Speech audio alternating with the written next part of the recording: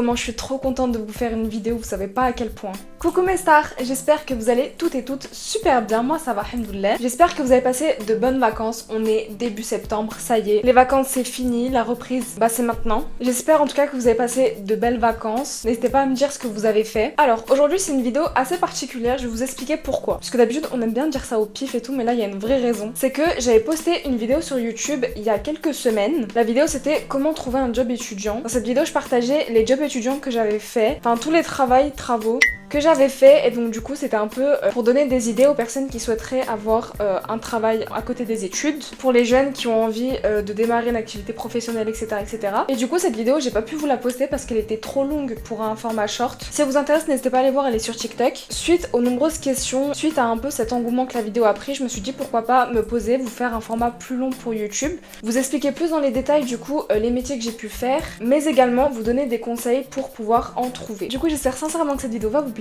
et si elle vous intéresse, je vous laisse avec la suite. Déjà, je sais que ça peut paraître difficile de trouver un travail dans la France de Macron, mais ne vous inquiétez pas, dans la vie de toute façon, il n'y a rien qui est facile, sinon ça se saurait. Donc sous cette vidéo, je vous mettrai une timeline avec les différents métiers que je vais aborder, comme ça vous pourrez directement voir celui qui vous intéresse. Après, si vous voulez tout regarder, c'est avec plaisir. Donc voilà, on va aborder les métiers que j'ai fait, donc je vais vous dire en quoi ça consiste, etc. Je vais un peu revenir dessus et vous expliquer les choses dans les détails. Alors, le premier métier que j'ai évoqué, c'est pompier volontaire, donc sapeur-pompier volontaire. Donc j'ai commencé les pompiers à l'âge de 12 ans en tant que jeune sapeur-pompier. J'ai fait ça pendant 4 ans et suite à mes années de JSP, donc j'ai passé un diplôme, le brevet de cadet. Donc je l'ai passé en mai 2022 et ensuite quelques temps après, je suis rentrée en caserne, quelques mois après. Et donc je suis devenue pompier volontaire à l'âge de 16 ans. Alors sapeur-pompier volontaire, en quoi ça consiste? Ça consiste en plein de choses. Je pense que ça pourrait même faire l'objet d'une vidéo entièrement dédiée là-dessus parce qu'il y a trop de choses à dire. Mais en gros, en tant que sapeur-pompier, on a différentes missions. Donc ça passe par le secours aux personnes. Ça représente en général 90% des interventions, c'est surtout ça, la grande majorité. On fait également des incendies, bien sûr, mais également des opérations diverses. Ce qu'on appelle des opérations diverses, en fait, ça va être tout ce qui est les animaux, les inondations, vous voyez, les choses à part pour lesquelles on peut être appelé. Mais être pompier volontaire, ça ne consiste pas qu'à remplir ses missions, il y a aussi d'autres choses qu'on fait. Donc on doit bien sûr, pour pouvoir faire des interventions, faut être formé, donc on fait des formations. Ça consiste également à faire partie d'une équipe, donc une équipe de garde. Et donc quand on prend des gardes, on fait différentes choses, donc des travaux d'intérêt général à la caserne, donc s'occuper de la caserne, de la vie de caserne, donc faire le ménage, faire du sport, en fait tout ce qui va contribuer au bon fonctionnement de la caserne et de son activité de sapeur-pompier. Les points positifs à l'activité de sapeur-pompier, moi je trouve que c'est vraiment la meilleure expérience que j'ai fait dans ma vie. Ça a vraiment été ma meilleure décision. Vraiment le fait de s'engager, ça donne un réel sens en fait à la vie, à l'existence de quelqu'un, je trouve. Après c'est juste mon avis, mais pour moi il faut donner de son temps. Pour les autres, il faut aider. Peu importe la manière dont c'est fait, moi je le fais en tant que sapeur-pompier, mais il y a plein d'autres manières. Si j'avais pas été pompier, j'aurais fait autre chose pour sûr. J'aurais au moins rejoint une association, on fait du bénévolat, etc. Comme je vous ai dit, j'ai commencé à l'âge de 12 ans, maintenant j'en ai 19 et ça m'a énormément fait grandir, ça a énormément contribué à mon... je sais pas comment dire, enfin au fait que j'ai grandi quoi, à mon épanouissement, et vraiment ça a fait partie de mon éducation à 100%. Ça m'a fait tellement prendre en maturité. Ça aide également à développer sa sociabilité, parce que dans ma caserne, moi quand j'ai intégré ma caserne, j'étais la plus jeune, du coup j'avais 16 ans. Maintenant dans ma caserne par exemple, et je pense que c'est un peu le cas dans toutes les casernes, il y a des gens de tout âge, de toute classe sociale, de tout milieu. En fait on est vraiment réunis, et du coup ça permet de faire plein de rencontres différentes et du coup d'être à l'aise avec tout type de personnes. C'est à dire que moi par exemple je peux aussi bien m'entendre avec des gens de mon âge qu'avec des gens plus âgés, etc.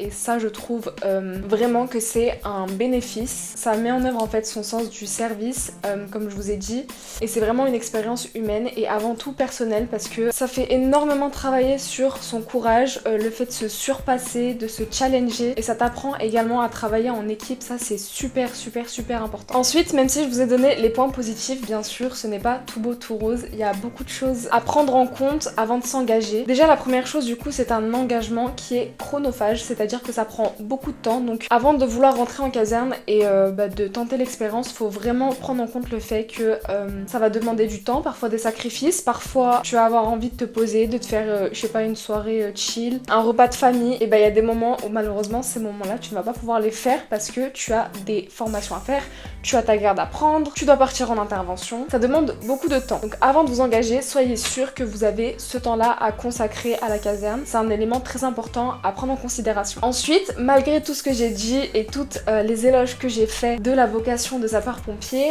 faut savoir que c'est pas tout beau tout rose. C'est pas toujours facile, mentalement comme physiquement, parce que voilà, on voit des choses qui ne sont pas toujours faciles, donc faut être prêt à voir, toucher, entendre, expériencer des choses, voilà, pas toujours évidentes. Et également physiquement, voilà, faut porter des choses, on a du matériel, faut vraiment être j'allais dire en bonne forme physique, mais c'est même pas une question de ça, c'est que même si vous êtes pas en bonne forme physique, même si vous êtes nul en sport, je suis la première à être très nulle en sport, d'accord, mais voilà, faut quand même faire un effort là-dessus. C'est super important. Et une autre chose que je voulais dire mais que j'ai oublié, ah oui, très important, parce que moi, vous savez, sur mon compte, sur mes réseaux, je ne m'adresse uniquement et exclusivement qu'à des femmes, qu'à des filles. Donc les filles, n'ayez pas peur de vous engager si vous sentez et que c'est fait pour vous ou que vous y intéressez. Franchement, foncez, n'écoutez pas les gens qui vous disent que c'est un truc de mec ou je sais pas quoi. Franchement, on est en big 2025, au bout d'un moment, faut avancer. Et franchement, il y a de plus en plus de femmes qui s'engagent en tant que sapeur-pompier volontaire et ça fait trop plaisir. Donc franchement, les filles, foncez. Le deuxième métier, c'est professeur particulier. Alors ça, j'ai commencé en 2023, donc il y a un peu plus de 2 ans, à l'âge de 17 ans. Alors je vais vous expliquer comment ça s'est fait pour moi. Donc tout simplement, ma voisine, c'était la nounou de ma petite sœur, donc elle connaissait ma mère et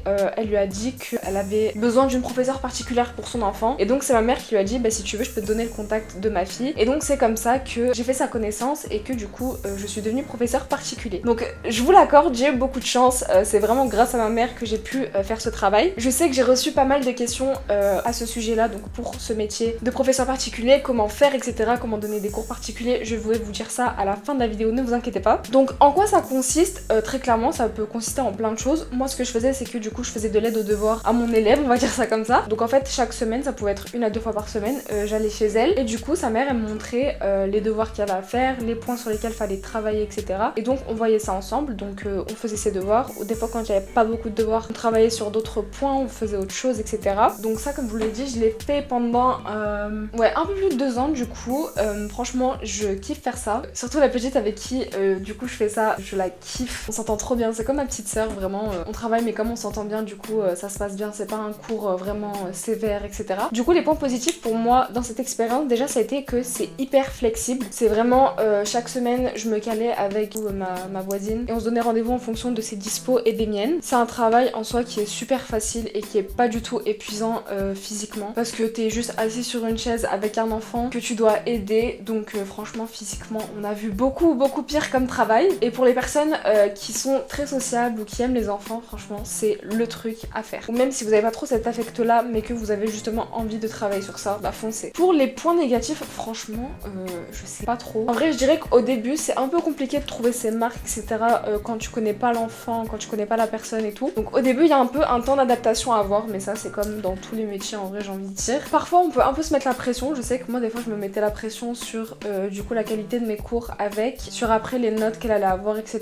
Voilà, j'essayais un peu de faire du mieux possible, mais du coup des fois je me mettais un peu beaucoup la pression. Mais voilà, en tout cas c'est une expérience qui permet de développer sa patience et sa pédagogie, et ça c'est super important. Le troisième métier, c'est celui d'équipière polyvalente en chaîne de fast-food. Donc ça je l'ai fait l'année dernière, donc en 2024, pendant 2 mois. Donc j'ai fait ça au mois de novembre et décembre. En plus, vous savez que je suis en études supérieures, donc qui dit novembre-décembre dit partiel. Cette période, vraiment je me rappelle comme c'était hier, j'enchaînais tout, j'enchaînais les cours, les pompiers, le job étudiant, les partiels, tout, le théâtre, parce que je faisais du théâtre aussi. Bref, j'avais tellement de trucs et vraiment quand j'y repense, je suis en mode mais comment t'as tenu, wow. Donc du coup, comment j'ai trouvé ce travail? En fait, il y avait un nouveau centre commercial qui a ouvert pas très loin de chez moi et donc il y avait une journée de job dating qui avait été organisée, donc je m'y suis rendue et vraiment au dernier moment, je suis allée voir côté et j'ai postulé, donc j'ai ramené mon CV, ma lettre, etc. et j'ai passé un entretien avec une DRH. J'ai rempli une feuille avec mes informations et mes dispos et ensuite une semaine, non même pas, le lendemain j'ai reçu un mail pour dire que j'étais acceptée. Ensuite voilà, patati patata, j'étais reçue, je suis allée au restaurant, on m'a donné ma tenue, etc. J'ai fait la formation et ensuite j'ai commencé le travail. Donc équipière polyvalente, ça consiste à faire plein de choses au sein du restaurant. Donc ça peut être le service à table, ça peut être faire le ménage des locaux, donc du restaurant, de la cuisine, de la plonge, etc. Faire la cuisine du coup, donc ça je le faisais pas, moi j'étais au comptoir, donc je faisais plein de choses. Je m'occupais du froid, donc des boissons et des glaces, du chaud, donc rassembler sur les plateaux les burgers, les frites, etc. S'occuper des commandes à emporter, des livraisons, préparer les produits, préparer les ingrédients du coup, faire du réassort, etc. etc. Donc vraiment plein de choses. Donc pour les points positifs de mon expérience en tant qu'équipière polyvalente, on apprend des nouvelles choses, donc ça c'est super intéressant. Ça permet également du coup de faire plein de rencontres. Moi je me rappelle, j'avais des managers qui étaient hyper sympas, des équipières aussi qui étaient super sympas, donc ça c'était top. Et aussi je trouve que ça permet de travailler sur soi parce qu'on va pas se mentir, c'est pas facile. Moi personnellement j'ai trouvé ça difficile à certains moments, je vais pas mentir. Ça permet de travailler sa dextérité, son habileté, parce que moi je vais pas vous mentir, je suis grave Pierre Richard. J'ai deux mains gauches, donc j'ai clairement vu un avant-après. Quand j'ai fini ce travail, j'arrivais à peu près à me servir de mes deux mains. Maintenant les points négatifs, alors pour moi c'était vraiment un travail épuisant. Physiquement c'était compliqué de rester debout autant de temps. Des fois quand il n'y a pas de commande, bah tu t'ennuies un peu, t'as pas grand chose à faire. Quand bien évidemment tout est terminé, quand le réassort est fait, etc. des fois tu t'ennuies. L'environnement de travail est un peu plus difficile du coup parce qu'on s'entend qu'en restauration c'est un peu moins évident. Donc je compatis énormément, mon cœur est avec toutes les personnes qui travaillent dans la restauration. Ne vous découragez pas, c'est vous les plus fortes. Le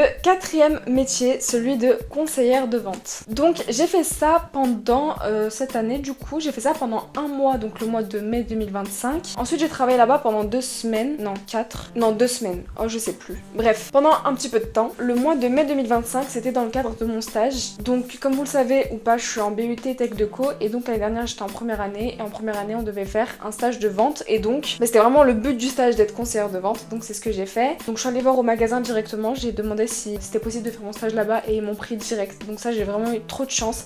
J'ai même pas eu besoin de donner de CV, rien, ils m'ont direct accepté. Donc ça franchement, merci à eux. Donc du coup en quoi ça consiste être conseillère de vente? Alors ça consiste à faire plein de choses. Ça dépend bien évidemment de là où vous êtes, d'où vous travaillez, de votre magasin surface de vente. Mais en gros ça consiste à donc attirer et fidéliser la clientèle. Ça consiste à remplir plein de missions. Donc moi je devais plier des t-shirts, faire des standards au sein du magasin, m'occuper des livraisons, ça je le faisais tout le temps. Donc réceptionner les marchandises et les traiter pour ensuite les mettre sur les espaces de vente. Ça consistait aussi à donc du coup nettoyer l'espace de vente, l'entretenir, etc. Il y a aussi les encaissements. Moi personnellement j'en ai jamais fait, mais du coup on peut être amené à en faire. Enfin les stagiaires non bien évidemment, mais voilà. Faire du coup du service client, faire des price checks, etc.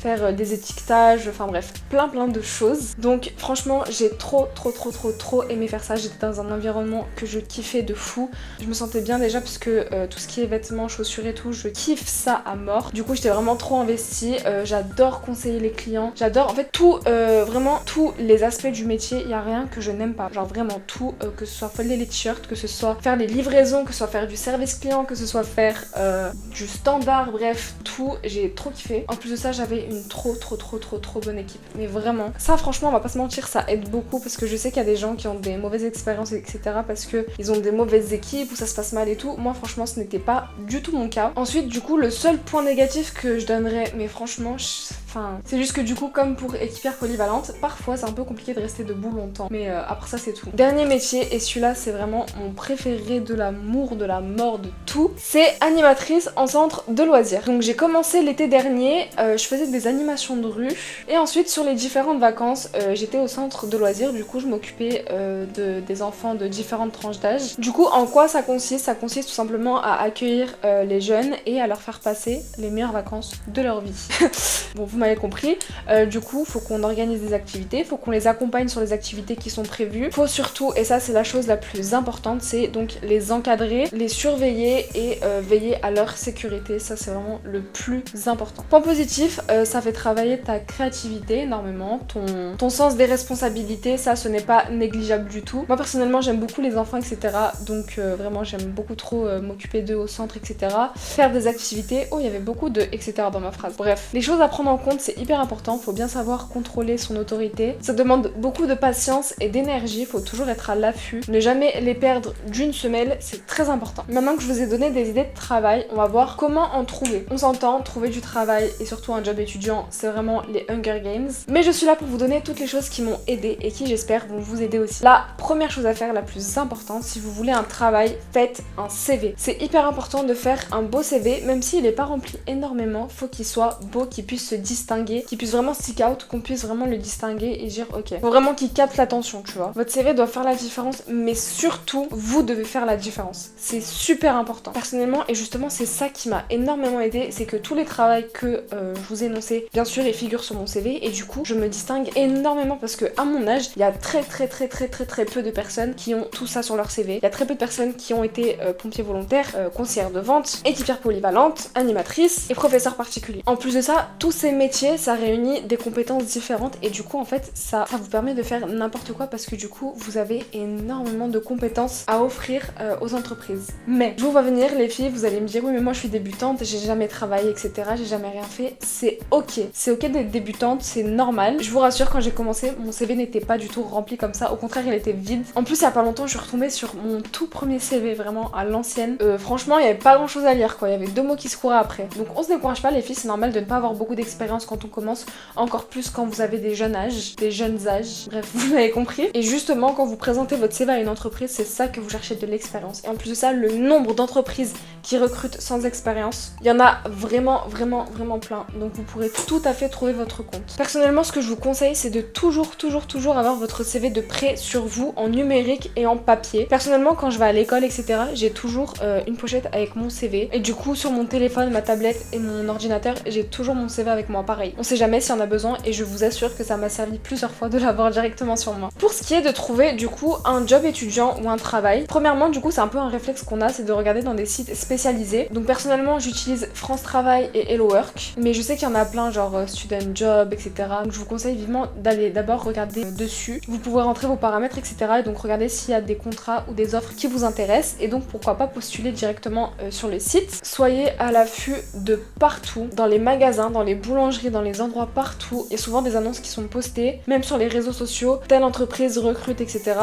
Là, ça doit vous mettre la puce à l'oreille, les girls. Il faut que vous courez pour postuler. Aidez-vous de vos réseaux personnels, que ce soit votre famille, vos amis, vos profs, des groupes, tout. Vos voisins, tout est bon à prendre. Surtout si vous voulez donner des cours particuliers, moi je vous conseille vivement de vous créer une annonce papier. Vous allez la mettre dans les boulangeries, dans les petits commerces de votre ville. Vous pouvez la mettre, je sais pas, dans les boîtes aux lettres si vous savez qu'il y a des familles près de chez vous. Allez voir même auprès des écoles directement, voir les maîtresses s'il y a des élèves qui auraient besoin d'aide, etc., qui seraient à la recherche d'un professeur particulier. C'est vraiment hyper important, aidez-vous de vos relations et vraiment exploitez tout ce qui est possible autour de vous. Vraiment tapez dans votre pouvoir créateur et vous allez voir toutes les opportunités autour de vous. Également, ce que j'ai fait, c'est directement d'aller voir sur place. Franchement, il n'y a pas mieux. Tu vas sur place avec ton CV, ta lettre et tu demandes au culot bonjour, donne stage. Non, je rigole. Tu demandes juste s'ils cherchent quelqu'un, un emploi, etc. Tu leur dis ce que tu veux faire, que tu veux travailler et tu vois si on te dit oui ou si on te dit non. Et à mon avis, si tu y vas, hyper important quand vous faites ça, les filles, allez-y avec une belle tenue, une belle posture, vous donnez tout, une belle lettre, un beau sourire, vraiment vous mettez tout en œuvre, vous mettez toutes les chances de votre côté et généralement, même s'ils ne recrutent pas, ils vont quand même garder votre CV, garder votre contact et vous dire on vous rappelle des cas de la place et ça vous laisse une touche. J'espère sincèrement que cette vidéo vous a plu, n'hésitez pas à me dire si vous avez des questions, ce que vous en avez pensé, ce que vous aimeriez voir sur ma chaîne. Je vous fais de gros bisous et je vous dis à la prochaine.